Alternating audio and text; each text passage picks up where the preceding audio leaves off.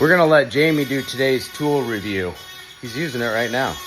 We got the Phalanx Dremel tool. Came with all kinds of accessories. You've got your bendy thingamajigger. You got a box of goodies, battery, charger, and the tool. I was a huge fan of the Dremel Mini. Gets in those tight spaces. It's like half the size of this, but it just doesn't stand up against everyday wear and tear. These 8100s last me about a year before they break. Bearing goes out. We drop them. We use the crap out of them. But we got a new one, though.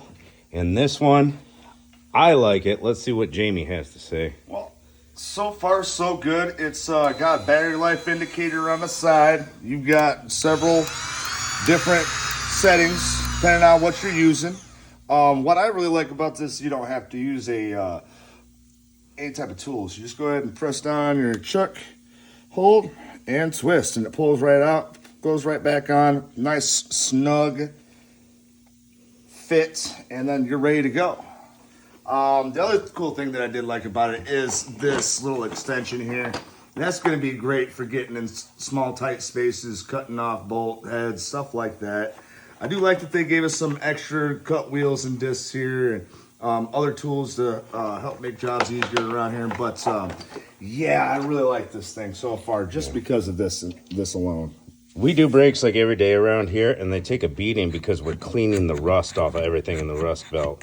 So that's why those bearings and chucks can go out. But this one feels real heavy duty. Yeah, much more heavy duty. I'd say the motor sounds a lot better quality than Dremel. For sure. Take a listen.